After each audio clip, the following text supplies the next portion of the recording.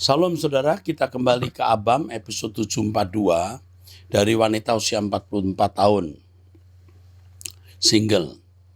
Mohon advisnya Pak Pendeta agar saya bisa benar-benar melupakan mantan pacar saya selama 3 tahun dan sudah tunangan. Selalu pikiran itu datang, saya sakit hati, terlalu berharap tadinya ini yang terakhir, ternyata berakhir dengan perselingkuhan dia dan orang kantornya. Satu kalimat penting untuk kamu, nak. Ya, ini dari wanita usia 44 tahun. Pasti kamu sakit hati. Ya udah umur, kamu sudah taruh harapan tapi dia berkhianat. Kamu menikah dengan dia, hampir bisa dipastikan tidak bahagia. Dan kamu akan menyesal kenapa menikah dengan dia. Jadi kamu bersyukur dengan putusnya hubunganmu dengan dia. Kamu bersyukur Tuhan selamatkan kamu. Jadi kamu bisa melupakan dia. Ingat perkataan saya ini. Kalau kamu percaya sama saya Bapak rohanimu, bersyukur kamu putus dengan dia. Sekarang kamu tenang menunggu apa kehendak Tuhan dalam hidupmu. Ikut Truth ID, doa pagi bersama saya. Tuhan memberkati.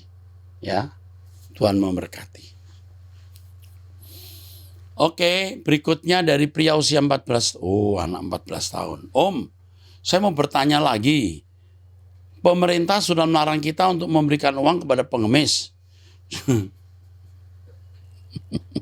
Jadi apakah dosa apabila kita memberi uang kepada pengemis? Dan kalau kita tidak memberikan uang kepada pengemis yang miskin, apakah artinya kita melanggar firman Tuhan? Ketika aku lapar, kamu tidak memberikan aku makan. Ketika aku haus, kamu tidak memberikan aku minum. Oke. Kalau kita memberi uang kepada orang sembarangan, itu bisa merusak karakternya, nak. Mestinya tidak menjadi pengemis. Di negara ini terbuka sekali, ya. Terbuka sekali kemungkinan untuk cari nafkah. Mau jualan ini, jualan itu, mau jadi tukang lap, mau jadi pembantu asisten rumah tangga, banyak. Jadi tidak jarang kita memberi uang, justru uang itu membuat orang jadi malas.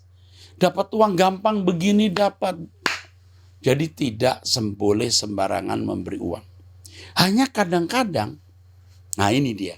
Waktu kita jalan lihat ada orang diam, kita tergerak beri. Ya, kita keluar dari restoran, kita lihat ada bapak-bapak atau ibu-ibu ya, bapak-bapak bawa itu mengambil barang-barang itu plastik, dia duduk bengong, kita hampiri, kita kasih dia uang. Nah ini luar biasa kan, bisa begitu. Tuhan akan gerakkan kita.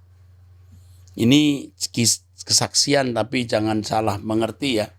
Satu kali saya potong rambut di barbershop di pinggir jalan ya, nggak mahal ya, nggak sampai 50.000 ya. Lalu ada tukang parkir. Tukang parkirnya itu waktu saya deketi dia bawa gorengan, dia bagi saya. Karena saya pakai kaos, dipikirnya saya juga orang nggak jelas gitu. Dia kasih saya kue, saya bilang, makasih, kasih gorengan. Nggak, makasih. Tapi setelah saya potong rambut, saya beri dia duit. Saya tergerak memberi dia uang sejumlah tertentu. Dia nangis. Dia berkata, saya hari ini harus membayar uang rapot anak saya, mau ambil rapot Pak. Dan uang ini pas untuk bayar uang rapot anak saya. Dia nangis. Tuhan bisa gerakkan kita menolong orang. Ya. Kita lari pagi, kita lihat orang memperbaiki sepatu itu loh, sol sepatu. Lagi duduk di pinggir jalan, kita ikut duduk di samping dia. Kita berbagi berkat. Nah bisa begitu. Tapi jangan sembarangan di perempatan jalan kita memberi uang. Hati-hati, bukan nggak boleh. Harus minta pimpinan Roh Kudus. Ya, jangan sembarangan karena itu melanggar perda juga. Ya, oke nak, Tuhan memberkati. Kamu anak baik ya. Kamu suatu hari jadi hamba Tuhan ya. Tidak harus jadi pendeta tapi jadi hamba Tuhan. Oke, puji Tuhan. Amin. Dari wanita usia 44 tahun. Sebelumnya saya mau berterima kasih Pak Eras karena sampai saat ini Bapak tetap teguh, konsisten dan terus menyampaikan kebenaran. Dalam seminar Logos 29 Juli ini, saya terhentak untuk suatu kebenaran yang saya terima yang membuat saya memahami kenapa Bapak diserang luar biasa. Karena sungguh kerajaan kegelapan pasti sangat terganggu. Menurut saya hanya mereka yang nuraninya baik yang bisa mengikuti pengajaran Pak Eras. Konsep berpikir kita selama ini sudah ditanamkan bahwa kita tidak mungkin bisa sempurna. Setiap kita mau benar-benar mengikut hidup Yesus, selalu ada suara-suara baik dari diri sendiri maupun lingkungan yang mengatakan emang kamu Tuhan. Bahkan saat kita disakiti dan kita diam saja sambil mengampuni dan mendoakan orang itu, kita pasti dianggap orang bodoh. Kata-kata kesempurnaan hanyalah milik Tuhan. Terlihat sepele, namun sebenarnya membuat kita punya excuse untuk tidak melakukan perintah Tuhan. Jadi kalau kata-kata kesempurnaan hanya untuk Tuhan, itu membuat excuse sehingga kita tidak melakukan perintah Tuhan dengan baik. Kita jadi enggan untuk meneladani Yesus karena konsep pikiran kita sudah dibuat, iyalah dia Tuhan, kita apalah, hanya manusia biasa. Nah, ini benar ya saudara. Inilah yang membuat banyak orang tidak bisa bertumbuh. Di seminar Logos, saya akan semakin kokoh mengikuti hidup kekasih sejati saya, juru selamat saya, teladan saya Yesus Kristus. Tak akan mudah tapi tekad harus bulat. Jika Yesus bisa, Pak Eras bisa, kita pendengar suara kebenaran juga bisa. Yes, luar biasa. Lalu untuk foundation yang Bapak bilang bahwa Allah Bapak telah menyiapkan putra tunggalnya untuk keselamatan dalam suatu ruang waktu yang tidak bisa kaitkan dengan kematawan Allah. Apakah seperti SOP di mana kita sudah ada preventive action apabila ada kesalahan karena kita melihat ada potensi prosedur dilanggar atau gagal? Iya, Allah sudah melihat kemungkinan gagal itu. Sehingga Allah sudah mempersiapkan putra tunggalnya. Makanya punya satu Adam, yang kedua Yesus. Haleluya. Kamu hebat ya. Ada kata prevention action. Oke, puji Tuhan. Terima kasih. Kamu diberkati dan saya berbahagia bisa memberkati kamu. Oke, wanita usia 48 tahun. Pak Eras, saya udah dari tahun 2018 pecinta suara kebenaran dan ikuti Truth ID. Pada Abam episode 734 lalu ada wanita dari Magelang yang menanyakan adakah GSKI di kota tersebut. Oh, bolehkah saya dihubungkan dengan wanita itu? Karena saat mendengar hal tersebut hati saya bersorak, gembira, merasa ada teman yang sama-sama pecinta SK di kota saya tinggal. Selama ini saya merasa sendiri di kota ini Pak, tidak ada teman yang sefrekuensi. Jika berjumpa dan mengobrol, teman-teman yang saya kenalkan kepada SK kebanyakan tinggal di luar kota. Oke, bisa nggak anak ini? Tolong. Terima kasih Pak Eras, tetap semangat, maju terus, jangan gentar menghadapi tekanan dari mereka yang menyesat-nyesatkan Bapak dan mengata-ngatai dengan kata-kata yang tidak senonoh, yang sering membuat saya menangis. Aduh, terima kasih ya. Terima kasih Pak Eras sudah membacakan surat ini. I love you. I love you. I love you. Aduh, puji Tuhan. We love you. Amin. Dari wanita usia 51 tahun, sudah menikah, 2 anak di Jayapura. Pak Eras, Bapak rohaniku, saya hanya mau bertanya Pak GSKI memiliki buku dasar homiletik. Jika ada, kira-kira bisa saya dapatkan di mana ya Pak? Saya mau belajar dalam menyiapkan renungan firman Tuhan. Supaya setiap firman yang saya siapkan untuk pelayanan saya itu tepat, benar, dan tidak meleset ke kiri atau ke kanan. Terima kasih juga ya saya ucapkan buat pengajaran Logos yang sedang Bapak ajarkan bagi kami saat ini. Saya terus mendengarkan berulang-ulang seri Logos tersebut dan saya sangat diberkati dan terus berjuang hidup suci mengenakan Logos itu dalam diri saya. Tetap semangat ya Bapak rohaniku Pak Erastus. Tuhan menjaga melindungi.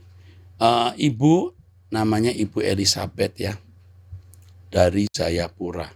Saya memang dosen homiletik dan memiliki buku. Tapi buku ini saya tidak tahu sudah pernah dicetak atau belum. Tetapi untuk Ibu nanti dihubungi Bu Esther ya nak. Tolong diresponi.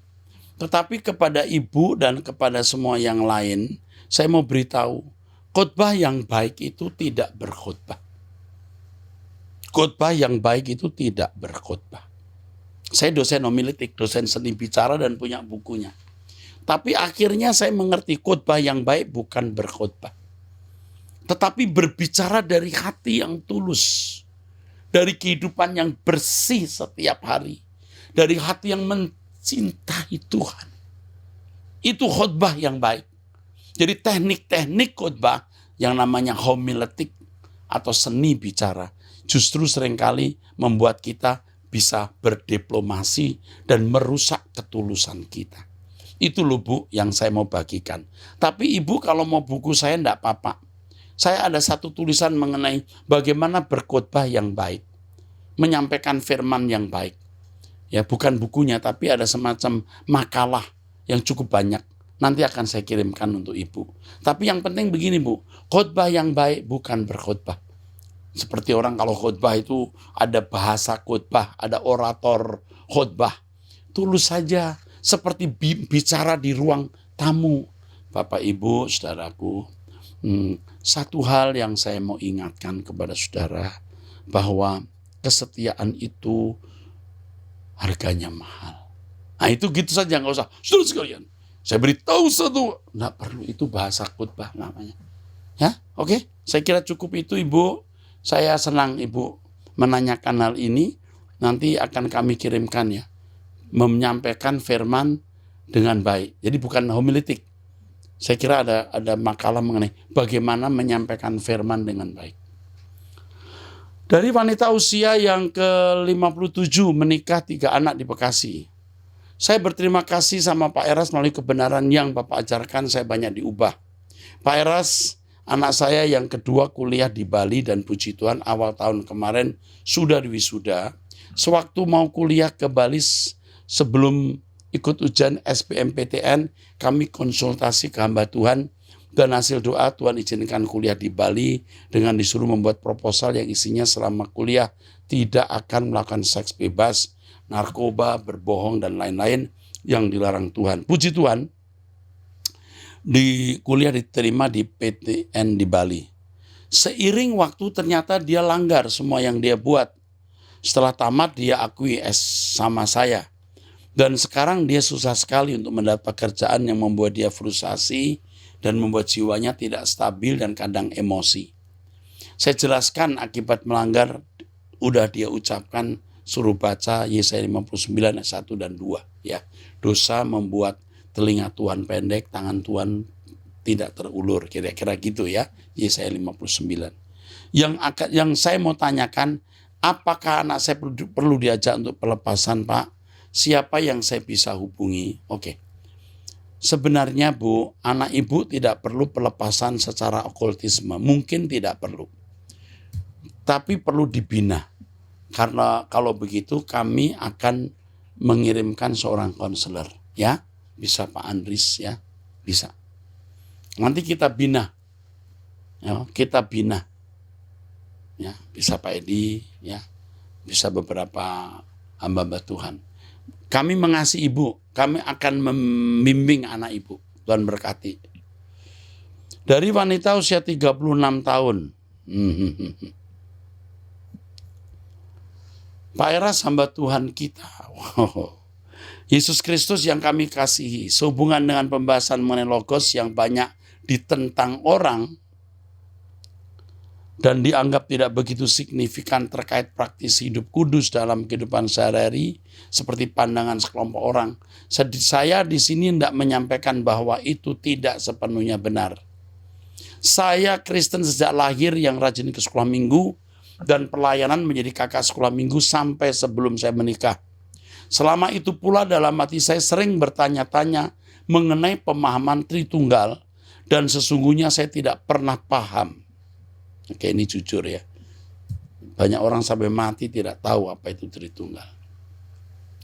Namun karena saya suka dengan ajaran dan karakter Tuhan Yesus Kristus yang penuh kasih, tapi berintegritas, tegas dan cerdas, saya ikut saja.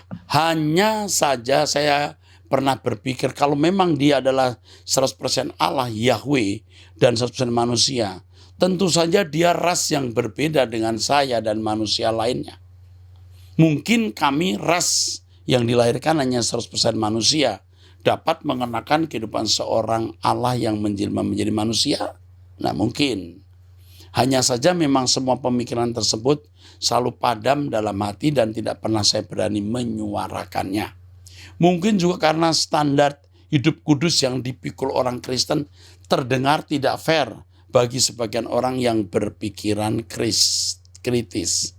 Oke, well, ada kata well, ibaratnya kalau di film-film seorang manusia tidak akan sanggup dituntut menjalankan kehidupannya dengan mengenakan standar seorang superhuman seperti Superman, Aquaman, Thor, Magneto, dan lain-lain. Saya nggak tahu ini Magneto. Bukan. Artinya ini pertanyaan. Ibaratnya kalau di film-film seorang manusia biasa tidak akan sanggup dituntut untuk menjalankan kehidupan dengan mengenakan standar seorang Superman, seperti Superman, Aquaman, Thor, Magneto, dan lain-lain, bukan?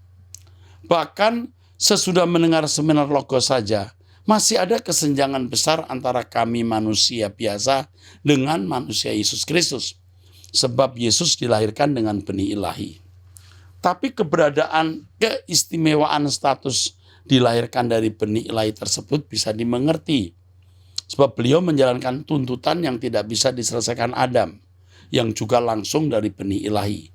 Di sini terlihat keadilan Allah Bapa Yahweh, bahwa tidak mungkin dia membebankan tugas yang mustahil dikerjakan atau di luar kapasitas dari setiap insan ciptaannya.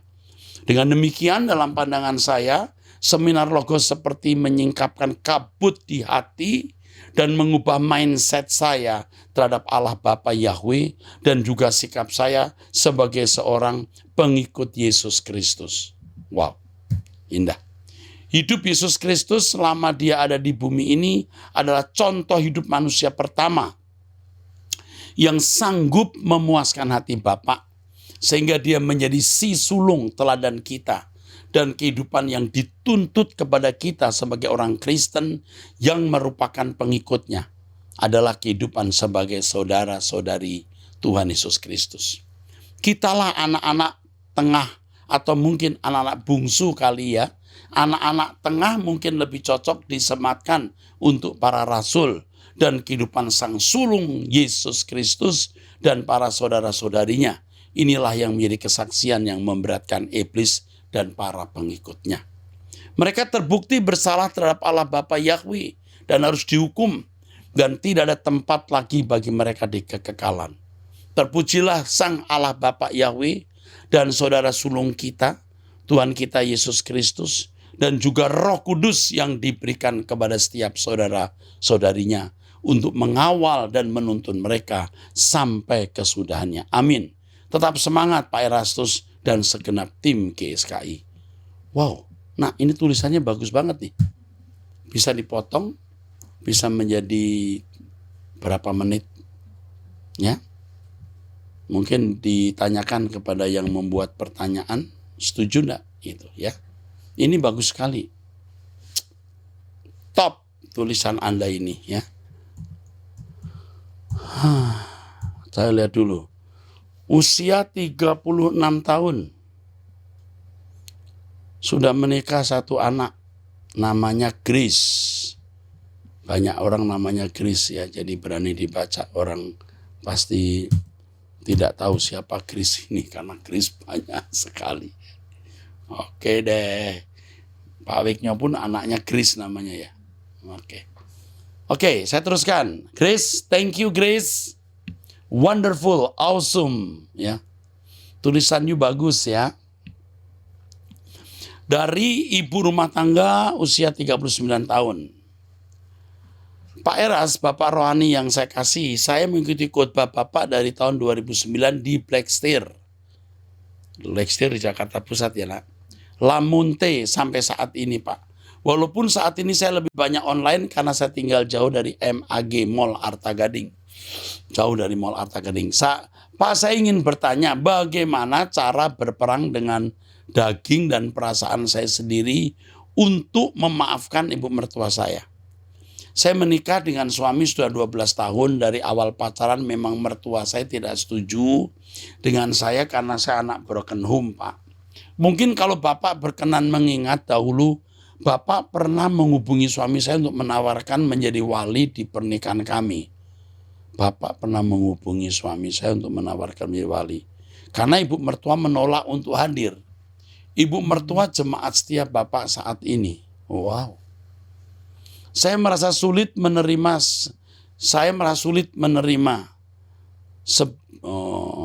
dia sulit menerima sebagai menantu karena hal yang saya sebut di atas. Beliau terkadang baik namun terkadang jelas sekali menggiring opini negatif orang lain tentang saya atau berprasangka buruk kepada keluarga orang tua saya. Hal ini membuat saya sedih, namun saya hanya menangis dan diam saja, Pak. Namun saya bersyukur pada Tuhan, suami saya sangat mendukung saya dan berpikir dengan bijak tidak berat sebelah. Saat ini ibu mertua saya bisa dikatakan sakit dan butuh perawatan dan pendampingan untuk kegiatan dasar beliau sehari-hari. Dalam merawat beliau saya tak sadar terkadang sering mengingat perbuatan-perbuatan beliau yang menyakiti hati saya, Pak. Tapi saya tahu saya tidak boleh simpan akar pahit, Pak. Jangan simpan, Pak. Namun mengapa sulit, Pak? Saya berusaha merawat dengan tulus, Pak, tapi mental saya terkadang drop dan kecewa, Pak, kalau mengingat apa yang saya lewati selama 12 tahun ini. Apa yang harus saya perbuat baik? Bagaimana cara memaafkan dengan tulus orang yang berulang-ulang mengecewakan hati saya, Pak? Apa yang kau beri buat Tuhanmu, apa yang kau buat bagi Tuhanmu, tidak hilang, diingat di sana, di rumah yang kekal. Apa yang kau lakukan itu untuk Tuhan, nak, bukan untuk mertua. Kamu punya kesempatan mengumpulkan harta di sorga. Kalau kamu tidak mengampuni dia, Tuhan juga tidak mengampuni kamu, nak. Jangan. Lagi pula kalau mertuamu sampai mendengar suara kebenaran, dia berpotensi untuk sadar dan bertobat. Jadi, ampuni dia, kerjakan dengan lebih tulus, dengan catatan kamu lakukan itu untuk Tuhan. Saya melihat suamimu baik, bersyukur punya suami baik. Balas kebaikan suamimu dengan perhatian dan pelayanan untuk mertua. Dan kamu lakukan itu untuk Tuhan. Buktikan bahwa kamu anak Allah yang baik. Suara kebenaran mengubah hidupmu. Sehingga kamu menjadi wakil Tuhan Yesus hadir dalam keluarga itu. Tuhan memberkati. Oh, semangat ya Pak Eras. Saya percaya khotbah Bapak benar-benar. Karena saya percaya khotbah Bapak benar. Karena saya merasakan sendiri. Pola pikir saya banyak berubah dari dulu sampai saat ini dengan khotbah Bapak. Sehat selalu Bapak rohaniku. Oke sayang. Kamu berubah juga ya.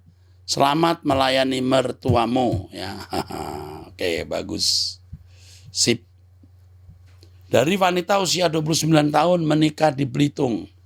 Saya ingin menanyakan apa yang harus saya lakukan jika suami terkadang tidak bekerja dan menganggur. Sehingga saya yang putar otak kerja sana sini dari pagi sampai malam mencari nafkah. Namun suami tidak mau membantu pekerjaan rumah dan hanya makan, tiduran, dan pergi mancing. Jujur saya kalau sudah lelah saya ngamuk dan mencaci maki suami dengan kata-kata kasar. Apa yang sebaiknya saya lakukan? Kamu ngomong begini, kamu tambah berdosa, kamu tidak dewasa dan suamimu bisa rusak. Satu kali dia lihat perempuan lain yang bisa menghidupi dia bisa kumpul kebo dengan wanita itu. Sekarang yang kamu lakukan adalah kamu kerja keras, kamu sudah menikahi dia atau memberi diri dinikahi dia. Resiko nikah dengan pria ini, kenapa dulu kamu menikah dengan dia? Sekarang kamu diam dulu, kamu akan punya kesempatan bicara dengan lembut di waktu yang tepat, di suasana yang tepat, di tempat yang tepat, dan dia bisa berubah. Kamu emosian, kamu belum dewasa. Sekarang kamu harus dewasa, tenang, teduh, sabar. Kamu hancurkan kekerasan hatinya, kemalasannya, karakter buruknya dengan kebaikan. Oke, ikuti Ome Rasyana. Doa pagi, dengarkan Truth ID, berubah. Gempur dengan kekudusan, gempur dengan kesucian, suamimu akan berubah. Apalagi kalau kamu sudah punya anak, waduh, kau mestinya harus menjaga rumah tangga ini. Ya, jangan marah-marah lagi. Ya, begitulah makhluk itu. Ya, jadi kamu terima dia seperti pasien. Udah terlanjur, ya. Biar Tuhan yang mengubah dia pada waktunya. Oke, Tuhan berkati. Dari wanita usia 38 tahun menikah di Malaysia. Pak Eras yang saya hormati, saya berterima kasih kepada Pak Eras dan seluruh pelayanan Truth ID atas pelayanan yang sudah banyak mengubah hidup saya. Saya salah satu yang ikut doa pagi sejak awal-awal diadakan dulu lewat Zoom. Bagi saya menemukan Truth ID satu keajaiban dari Tuhan untuk saya. Khotbah-khotbah Pak Eras banyak menampar saya sekaligus membuat saya belajar teduh dalam menghadapi banyak pergumulan hidup.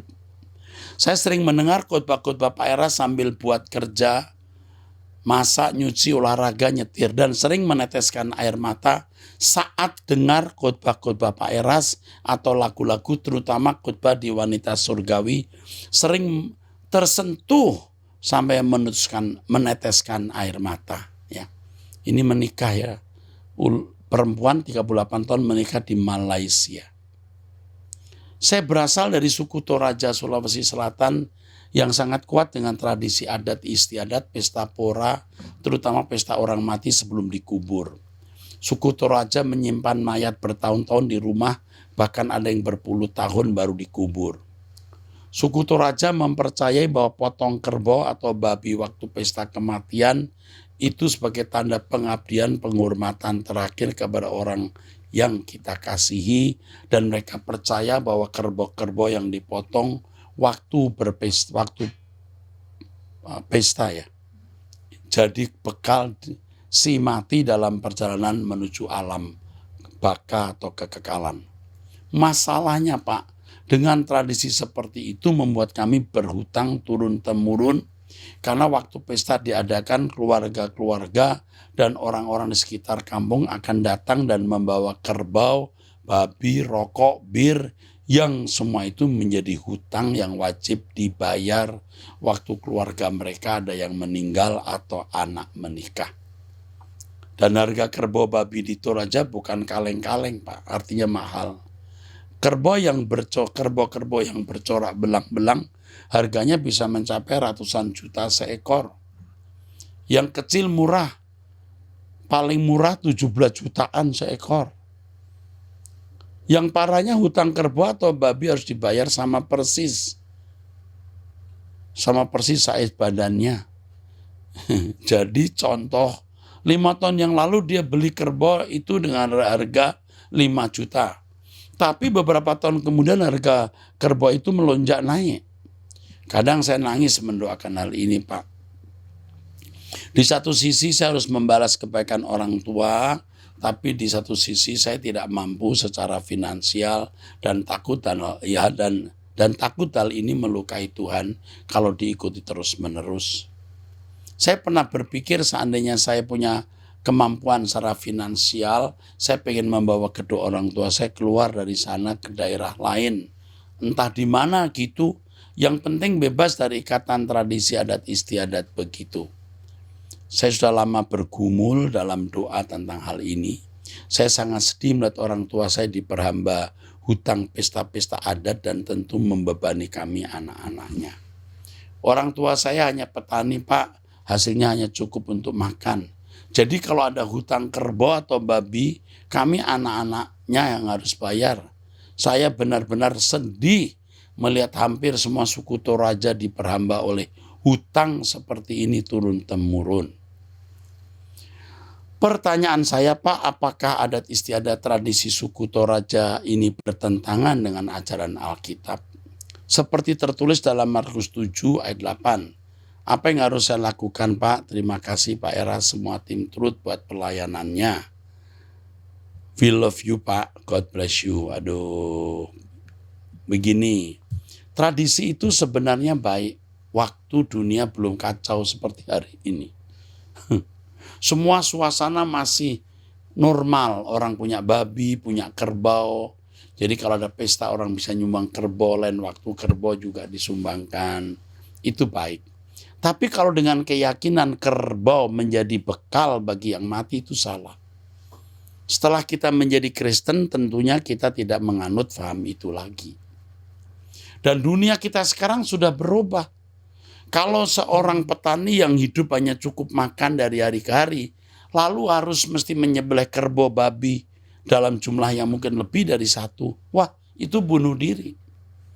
Tetapi sulit saya mengatakan jangan lakukan. Saya bisa dikeroyok rame-rame oleh orang Toraja. Saya juga punya sahabat-sahabat baik orang Toraja. Staf saya juga ada orang Toraja.